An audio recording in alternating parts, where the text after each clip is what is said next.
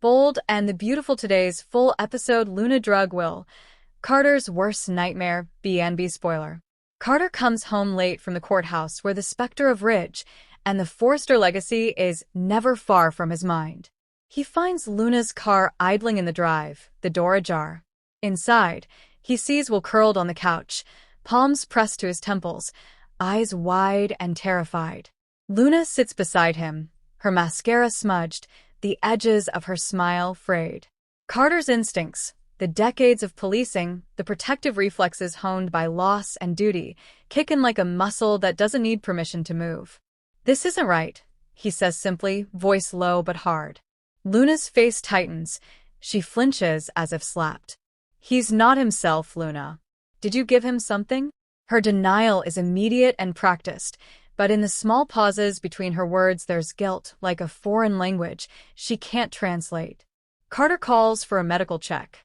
The hospital is stark and too bright, and Will's blood tests whisper of unauthorized sedatives, a mixture not prescribed by any physician in his file. It becomes a race.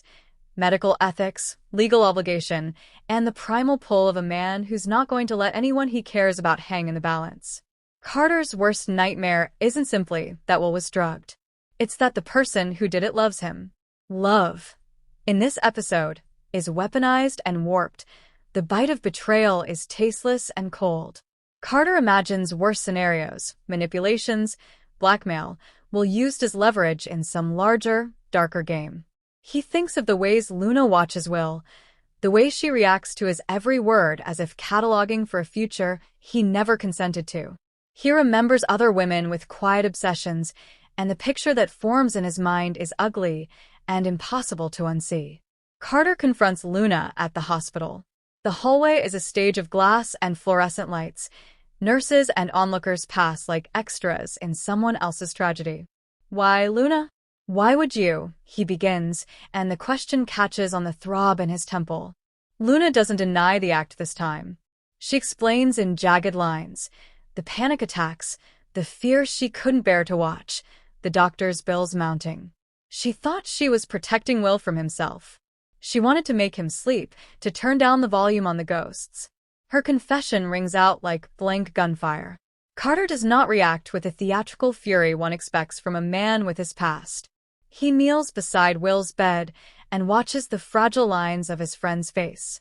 He thinks of the oath he took to protect, not just as a detective but as someone who once vowed to be a safe harbor in the storm.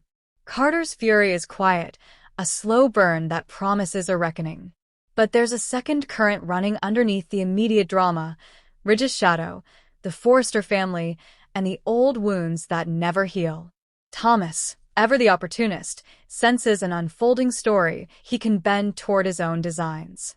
He whispers to the tabloids and, to the sympathetic ears at Forrester, some ambiguous comment about the dangers of addiction and unstable attachments. The rumor mill churns hulking headlines. Will drugged. Luna's obsession exposed. Each headline pricks at the open wound of Will's reputation and the fragile safety the Logan name offers. Steffi and Finn arrive at the hospital with hard eyes and softer mouths. Steffi, who knows the cost of scandal and the corporate fires that can be lit by a single misstep, goes into protective mode. Finn, with the steady calm of a doctor who believes in the sanctity of consent, demands answers and tests. The scene at the hospital becomes a courtroom of moral judgments. Who is perpetrator? Who is victim? Can love be a crime? Is protection permission? Back at the police station, Carter opens an investigation that feels personal. He interviews Luna, who every time reveals new colors to her motives: fear, codependency, an unacknowledged addiction to control. The footage from Will's doorbell camera reveals a chilling detail. Luna's movements include stopping to watch Will sleep, a lingering gaze that reads as devotion and derailment. Carter watches the tape and feels like someone digging for the bones of a friend he thought he knew. The episode builds to a confrontation. Carter finds Luna at an empty pier, the city skyline a row of indifferent lights. He doesn't shout. Instead, he holds up the vial like a relic. "You have to tell him," he says. Luna crumbles. the mask falling away to reveal a terrified woman who thought she was saving the only person who never abandoned her. "I wanted him to be mine without the ghosts," she whispers.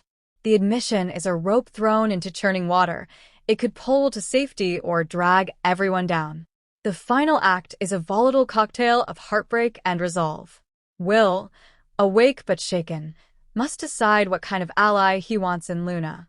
Carter must choose whether to turn the investigation into a prosecution or to push for treatment and rehabilitation. The legal ramifications loom like thunderclouds, but the moral questions are lightning. Is Luna a criminal or a patient? Does love ever excuse betrayal? The episode closes on a close-up of Carter's face, a ledger of broken trust and raw determination.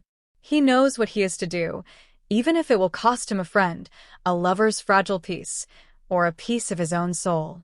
As the credits would roll, viewers are left with the echo. In a world where everyone has secrets, who do you let in to hold your truth? Luna has given Will a ruined trust and a twisted act of devotion. Carter has been handed a nightmare he can't walk away from. And the rest of Los Angeles, for once, watches in silent judgment, waiting to see if mercy can still win out in a town built on ruthless ambition and fragile hearts.